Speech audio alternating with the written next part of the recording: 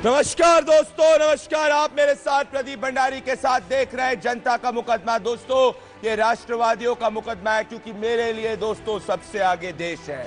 और ये देश तभी आगे जा सकता है जब देश के अंदर तमाम नेशनलिस्ट फोर्सेस, राष्ट्रवादी ताकतें कट्टरपंथ के खिलाफ खुलकर बोलेगी। और मेरा ये मानना है और इस देश के तमाम लोगों का ये मानना है कि भले किसी भी धर्म की बात हो, कट्टरपंथ बर्दाश्त नहीं किया जाएगा, भले वो किसी भी धर्म के अंदर हो।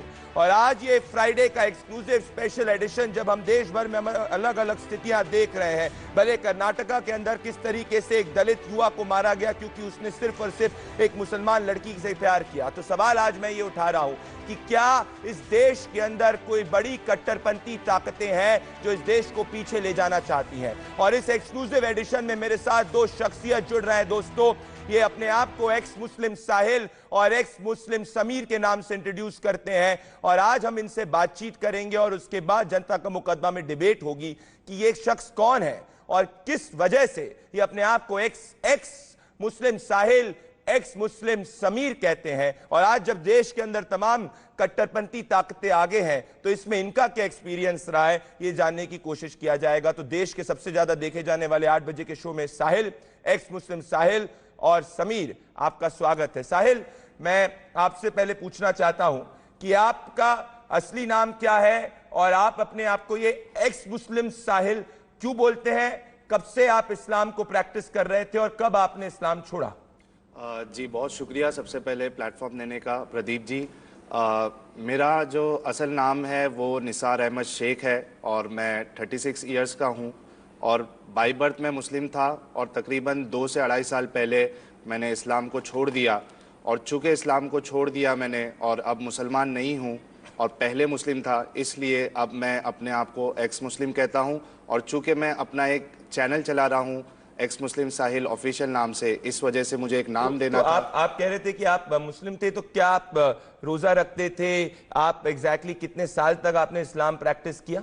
2 साल पहले तक मैं पूरे रोजे रखता था। तकरीबन जब मेरी एज 7 से 8 साल की थी या 9 साल की थी, तब से मैंने रोज़ा रखना स्टार्ट किया था। और 2 साल पहले तक मैं पूरे रोज़े रखता था, नमाज़ें पढ़ता था 5 टाइम की, और दूसरों को नमाज़ पढ़ने की और इस्लाम की दावत भी देता था, क्योंकि मैं डॉक्टर जाकिर नायक MBBS का बहुत बड़ा फ़ैन था। आप जाकिर नायक के फ़ैन थे? जी, मतलब आप जाकिर नायक की वीडियोस भी पूरा देखते थे? ऑलमोस्ट सभी टॉपिक पे मैंने उनकी वीडियोस देखी हुई है। तो आप सिर्फ इस्लाम फॉलो करते थे कि क्या आप इस्लाम को प्रोपोगेट भी करते थे? मैं फॉलो भी करता था अपनी हद तक का, और उसको प्रोपोगेट भी करता था। हिंदूज के पास, क्रिश्चियन के पास जो कलीग्स होते थे या ऑनलाइन फोरम होता था, वहाँ पे मैं उनके साथ प्रोपोगेट करता था, डिस्कशन करता था, डिबेट्स भी करता था उनके साथ।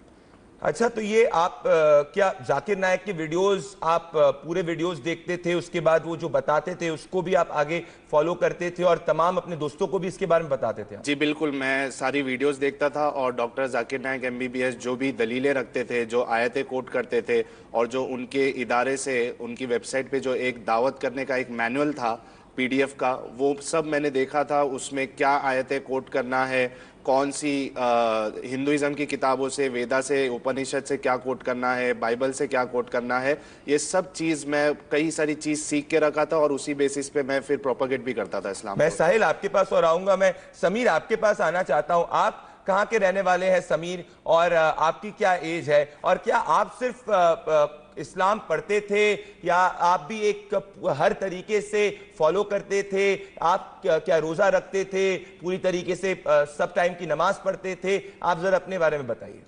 जी प्रदीप, सिर्फ इतना ही नहीं, एक्चुअली मैं उत्तराखंड से बिलोंग करता हूं, हरिद्वार से। और सिर्फ इतना ही नहीं कि मैं रोज़े रखता था, 5 वक्त की नमाज़ पढ़ता था, बल्कि मैं 9 टाइम की नमाज़ पढ़ता था। मैं एक तबलीगी जमात से जुड़ा हुआ शख्स रहा हूं, और तबलीगी जमात के साथ जुड़े हुए? 18 साल मैंने तबलीगी जमात को दिए हैं।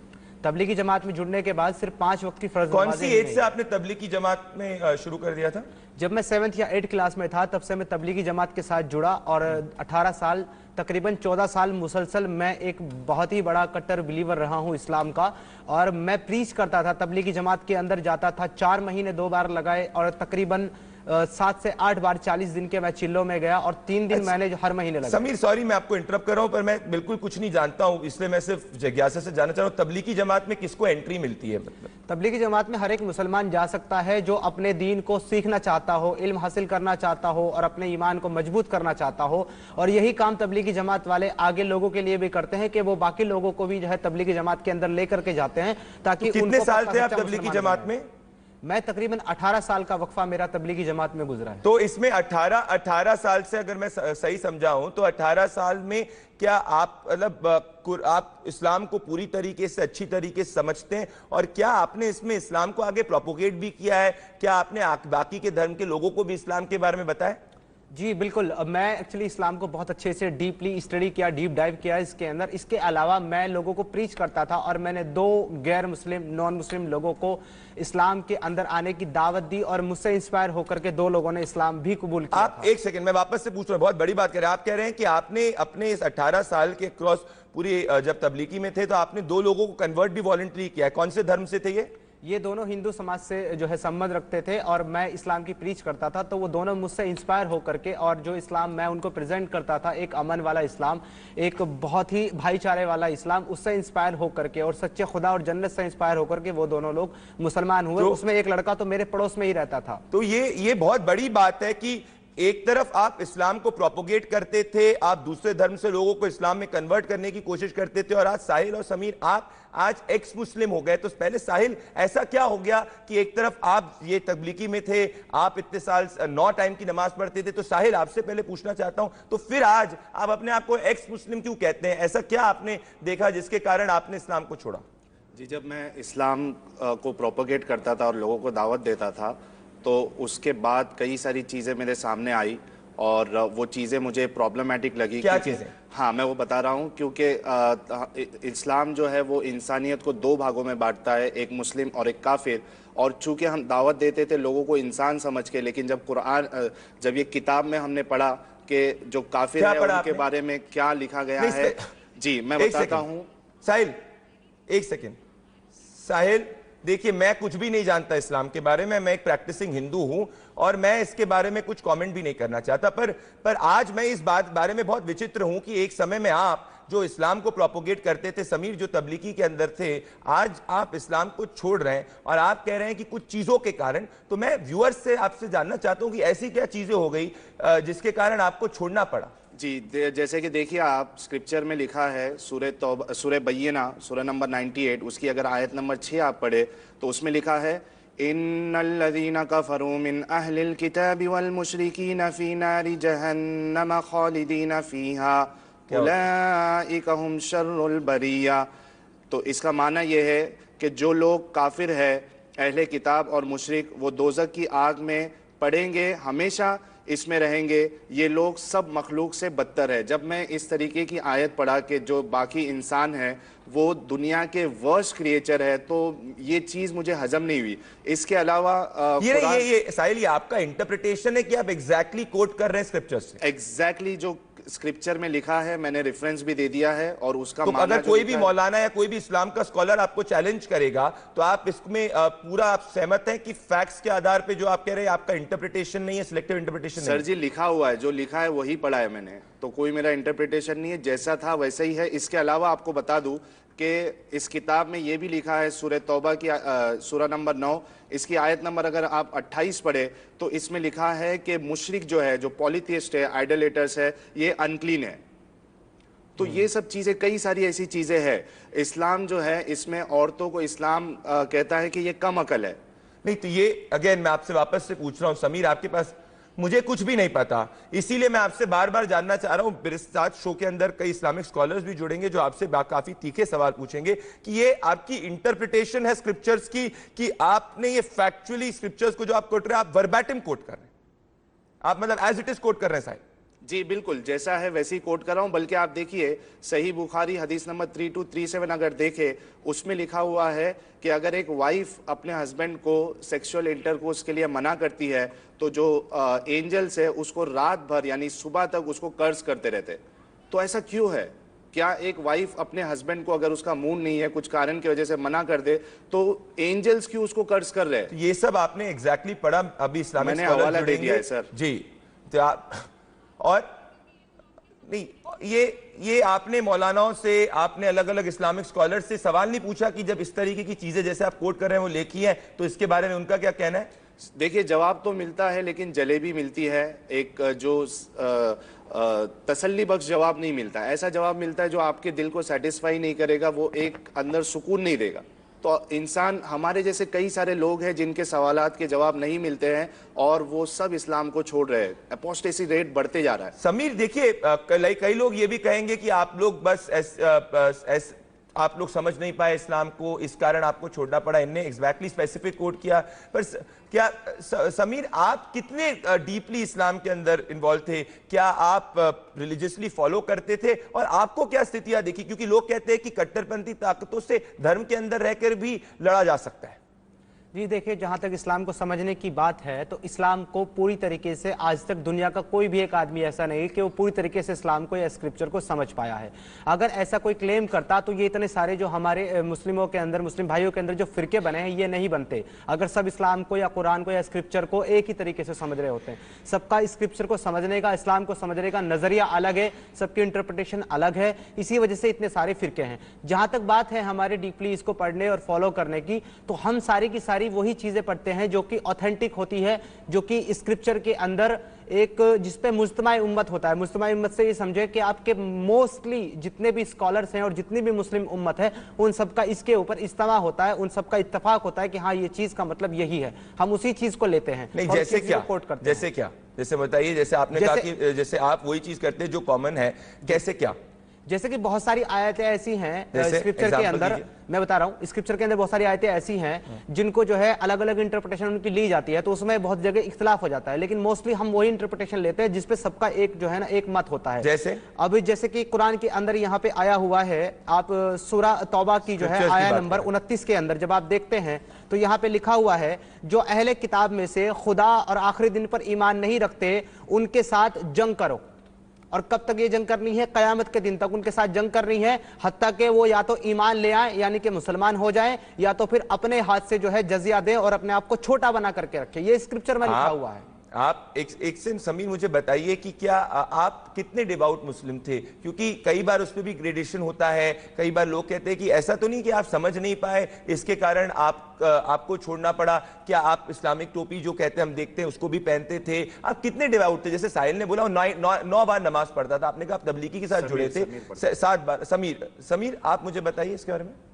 जी, जब मैं तबलीगी जमात से जुड़ा था स्टार्टिंग में, तो मैं जो है उस वक्त इस्लाम के बारे में, स्क्रिप्चर के बारे में, दीन के बारे में कुछ भी नहीं जानता था। लेकिन जैसे तबलीगी जमात के अंदर मैं जुड़ता गया और डीपली मैं स्टडी करता गया, बहुत सारी मैंने किताबें पढ़ी, जैसे कि मैंने फ़ज़ाइल अमाल पढ़ी, हिकायत सहाबा पढ़ी, मैंने तफसीर पढ़ी, ट्रांसलेशन पढ़ी, कुरान को मैंने पढ़ना सीखा, उर्दू मैंने पढ़ना सीखा, इसी वजह से कि मैं इस्लाम को अच्छी तरीके से समझ सकूँ और उसको अच्छी तरीके से आगे तबलीग कर सकूँ, लोगों को इस्लाम के अंदर दाखिल करा सकूँ, और जो लोग इस्लाम के अंदर हैं उनके ईमान को और मजबूत करने के लिए और अपने ईमान को मजबूत करने के लिए काम कर सकूँ। तो इसी के जो है एक मिशन लेकर के, एक नजरिया लेकर के मैं तबलीगी जमात से जुड़ा और आगे चला।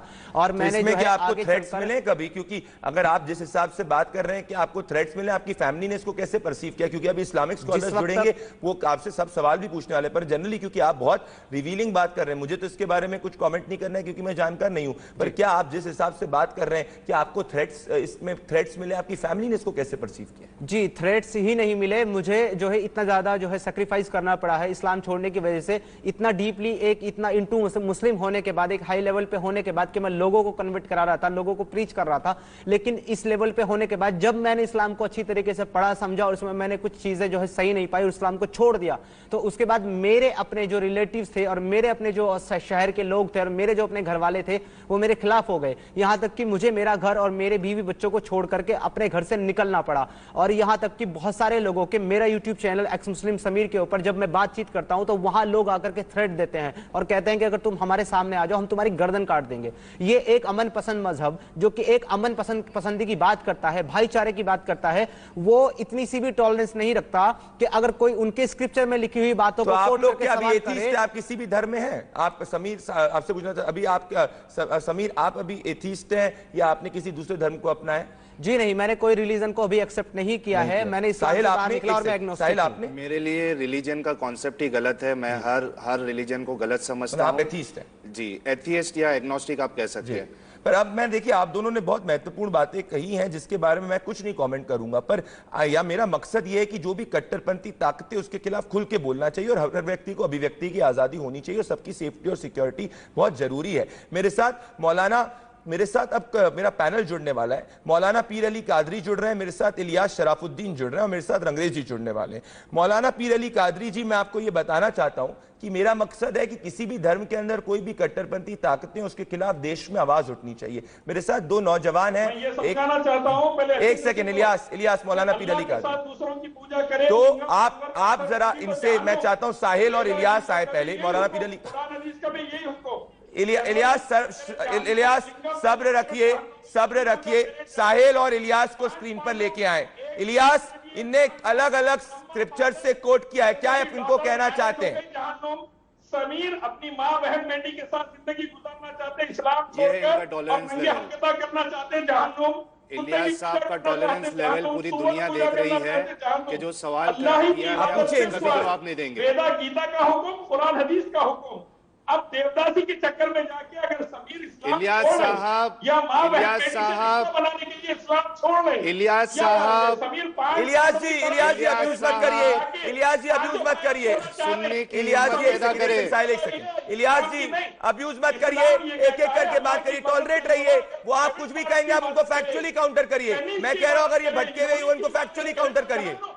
उनको फ्रीडम ऑफ स्पीच है, साहिल को फ्रीडम ऑफ स्पीच है। साहिल बताइए क्या दिक्कत रही, आप इलियास से क्या पूछना चाहते हैं? जी, मैं इलियास साहब से ये कहना चाहूंगा कि ये जो हमको मुर्तद कहते हैं, करोड़ों बरेलवी इनको मुर्तद समझती है, काफिर समझती है और गुस्ताख समझती है। मौलाना कादरी साहब से जरा पूछ लीजिए, अहकाम शरीयत किताब अहमद रजा खान बरेलवी साहब की, उसमें वो लिखते हैं कि इलियास शराफुद्दीन साहब जिस फिरके से बिलोंग करते हैं वो मुर्तद है। एक सेकंड, मैं कुछ भी इसमें नहीं, एक सेकंड। इलियास शराफुद्दीन साहब मुर्तद है, हमारे भाई है। एक सेकंड, मैं मौलाना पीर अली कादरी को लाना चाहता हूँ। मौलाना पीर अली कादरी जी, मौलाना पीर अली कादरी जी, अहमद रजा साहब का फतवा है क्या नहीं है? एक सेकंड इलियास जी, इतना क्यों, रिलैक्स करिए। सब जो भी फैक्चुअली गलत है वहां पे सामने आ जाएगा।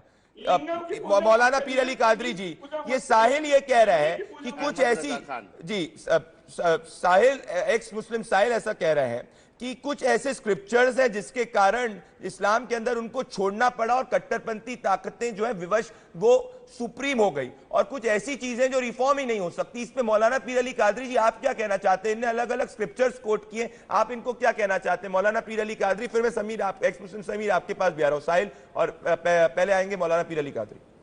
मौलाना पीर अली कादरी साहब। देखिए साहब, ये हमारा देश स्वतंत्र है और यहाँ पर कौन कौन से मज़हब पर रहेगा, कौन से मज़हब पर जिएगा, क्या खाएगा, क्या पिएगा, ये देश हमारा स्वतंत्र है। और वो जो बंदा है आपके साथ में बैठा हुआ, वो भी इस देश का नागरिक है, तो हिसाब से उसको पूरी आज़ादी है, वो किसी भी धर्म को अपना सकता है। रहा सवाल इमाम अहमद रज़ा खां फाजिल बरेलवी के फतवे की बात हो रही थी इलियास शरफुद्दीन साहब के बारे में, तो फतवा एक अलग चीज़ है, शरई हुक्म एक अलग चीज़ है। शरीयत में जो मामला है, जिसने ला इलाहा इल्लल्लाह मुहम्मद रसूलुल्लाह पढ़ लिया वो मुसलमान है, और इस हिसाब से इलियास शरफुद्दीन साहब हो या अली खादरी हो, दायरे इस्लाम में है, इस हिसाब से दीनी भाई है, इसमें कोई दो राय नहीं। साहिल, अच्छा, अगर मौलाना कादरी साहब ये कह रहे हैं कि सिर्फ ला इलाहा इल्लल्लाह मुहम्मदुर रसूलुल्लाह पढ़ने से एक इंसान मुसलमान रहता है, तो कादियानी को ये लोग काफिर क्यों समझते हैं? दूसरा, फिर ये कहे कि अहमद रजा खान बरेलवी रहमतुल्लाह अलैह जो है, जो ये फतवा दे के कह रहे हैं कि वहाबी गैर मुकल्लिदों का ज़बिया हराम है क्योंकि ये काफिर और मुर्तद है, तो कहिए लाइव में कि अहमद रजा खान बरेलवी साहब ने गलत फतवा दिया है, गलत बातें अपनी किताब में लिखी है, अहकाम शरीयत किताब का नाम है। पहले ये क्लेरिफाई करिए, जवाब दें। इस तरीके से धोखा देने से काम नहीं चलेगा। कादरी साहब।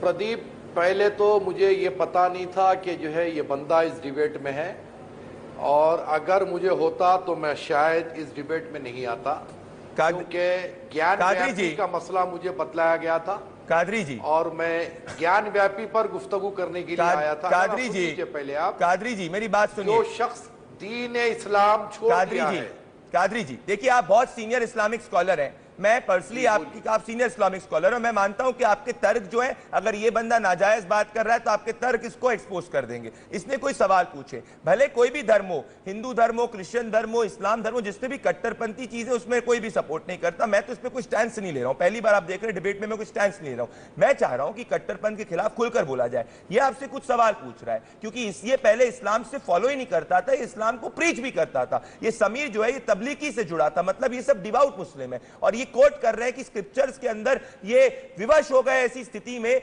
जिसमें इनको इस्लाम छोड़ना पड़ा। तो ये आपसे सवाल पूछ रहे हैं। अभिव्यक्ति की आजादी तो एक एक्स मुस्लिम को भी होनी चाहिए, एक मुस्लिम को भी होनी चाहिए, हर भारतीय को होनी चाहिए, तो इसमें आप इतना बौखलाए ना। बताइए, इसको जवाब दीजिए। आप इसने कुछ सवाल पूछे।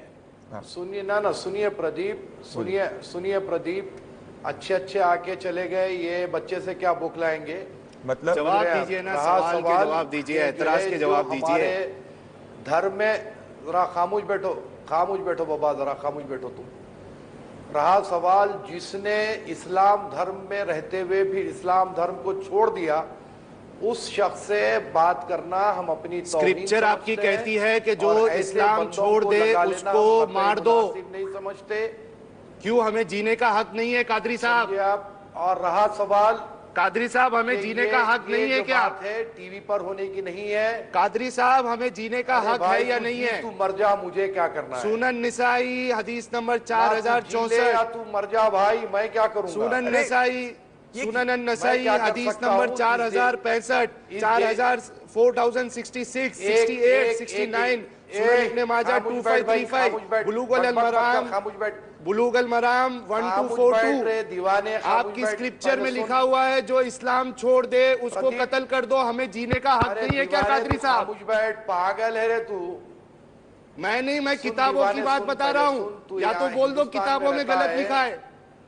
अरे सुन रे, भड़क जाते हैं। पागल सुन, पहले सुन। पागल बोल रहे। हिंदुस्तान में रहता है, तू कोई भी मजहब पे जी ले, हमारे मुल्क का इस्लाम में क्या है देता है। तू चाहे हिंदू हो जा, तू चाहे क्रिश्चियन हो जा, तू चाहे बौद्ध हो जा, तो जो मजहब तू कबूल करना चाहे कर सकता है।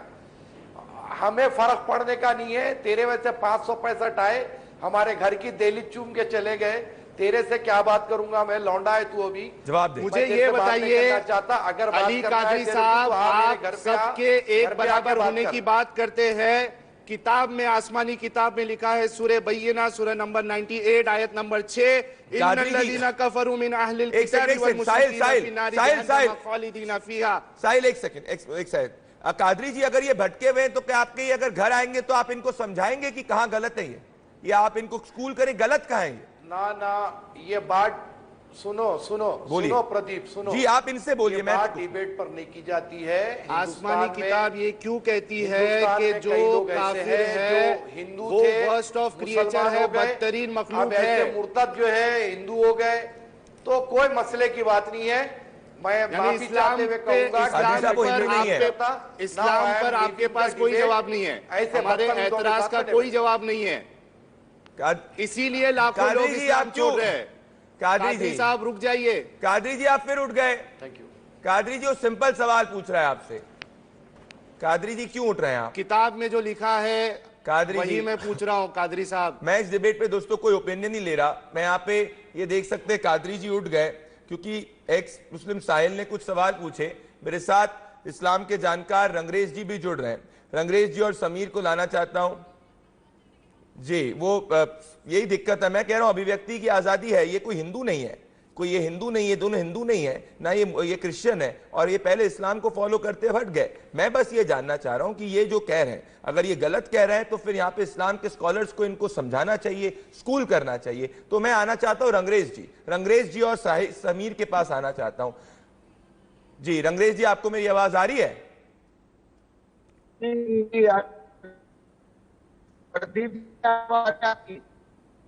जी, मैं समीर आपसे ये जानना चाहता हूं। समीर, आप बताइए कि आप जी समीर के पास मैं आना चाहता हूं आपस से। समीर देखिए, इस वक्त सवाल जो थे पूछे गए, कादरी साहब ने नहीं जवाब दिया। वो कह रहे हैं कि आप लोग भटके हुए युवा हैं, आप दोनों भटके हुए लोग हैं और इसीलिए आप लोग जो है ज्यादा इसके बारे में नहीं जानते हैं। तो आप बताइए कि कहां आप पे ये आरोप लग रहा है कि आप भटके हुए नौजवान हैं?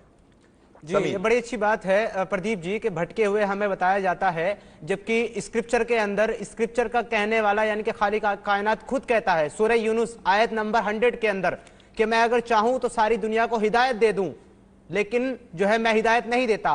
तो बार बार जो है वो ये कहता है कि मैं ही गुमराह करता हूं और मैं ही हिदायत देता हूं। अगर हम भटके हुए हैं तो हमें भटकाने वाला भी खुदा है, और जो राह रास्त पर है उनको राह रास्त पर लाने वाला भी खुदा है। साथ ही कहता है कि किसी जान के लिए बिल्कुल भी पॉसिबल ही नहीं है, मुमकिन ही नहीं है कि वो ईमान ले आए अगर मैं ना चाहूं। तो जब अल्लाह खुद हिदायत नहीं देता और अल्लाह खुद गुमराह करना चाहता है तो लोग कौन है हमारा फैसला करने वाले और हमें भटका हुआ कहने वाले? अगर हम भटके हुए तो हमको भटकाने वाला अल्लाह है। और जैसे कि इलियास शरफुद्दीन साहब ने जिस तरह की लैंग्वेज इस्तेमाल की और जो गाली गलौच उन्होंने की है, तो मैं ऐसा यही कहना चाहता हूं जो है हमारे जनाब इलियास शरफुद्दीन साहब को कि आप कोई नया काम नहीं कर रहे हैं, आप सुन्नत को फॉलो कर रहे हैं।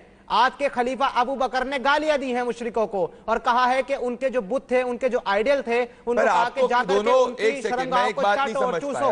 मैं आपको एक बात नहीं समझ पाया। देखिए, आप लोग कोई हिंदू नहीं है, मैं इसके बारे में कोई ओपिनियन नहीं ले रहा। मैं सिर्फ ये जानना चाहता हूं कि क्या जो भी कट्टरपंथ है उसके खिलाफ देश एकजुट हो, कोई भी धर्म के अंदर चीज हो। अब मुझे आप एक चीज बताइए, भले मौलाना पीर अली कादरी जी हो गए, भले ये रंगरेज जी हो गए, भले इलियास शराफुद्दीन हो गए, कोई आपकी बात को सुन क्यों नहीं रहा है? इस शायद मैं आपसे जानना चाहता हूं, अगर आप लोग गलत हैं तो आपको मैंने सबको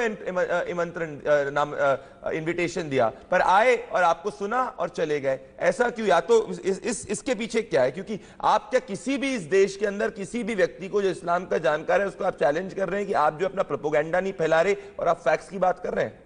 देखिए, मैं इसमें एक बात कहना चाहता हूं कि जो हमारे चैनल्स चल रहे हैं, मेरा चैनल एक्स मुस्लिम साहिल ऑफिशियल हम 1.5 साल से चला रहे हैं और उसमें तकरीबन 50 से 60 एतराज जी यूट्यूब पर एक्स मुस्लिम साहिल ऑफिशियल, उसमें 50 से 60 के ऊपर एतराज हम हर एक टॉपिक जो है वीक में 2 बार रखते थे। उस पर बाकायदा हम मुस्लिम उलमा को दावत देते थे, आम मुसलमान, इंटेलेक्चुअल मुसलमान, हर किसी को दावत दिया कि हमारे एतराज के जवाब दो, और वो आए भी, कोशिश भी किए, लेकिन उनसे नहीं हो पाया। इसीलिए इनको पता है कि अगर हम इनके सामने बैठेंगे और इनको अगर हमने गलत जवाब दिया, घुमाने की कोशिश की, जलेबी बनाई, तो हम पकड़ लेंगे। नहीं, मैं एक बात कहता हूं समीर, देखिए रिफॉर्म तो सऊदी अरेबिया के अंदर भी कई जगह हो रहा है, एरियाज के अंदर रिफॉर्म भी हो रहा है। तो आपको क्यों नहीं लगता है कि ऐसी स्थिति अलग नहीं हो सकती? जो आपने पढ़ा है वो उसके खिलाफ आप आवाज उठा सकते थे, आपने छोड़ने का ही क्यों फैसला किया?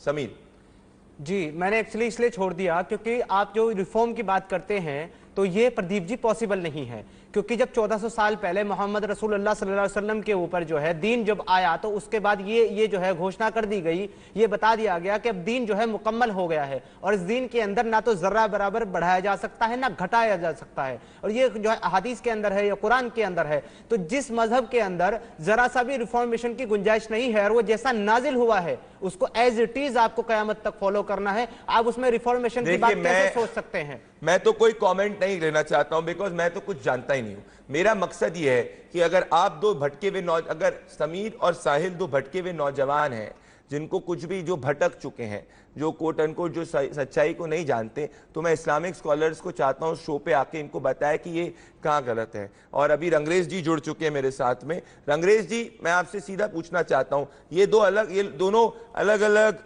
स्क्रिप्चर्स को कोट कर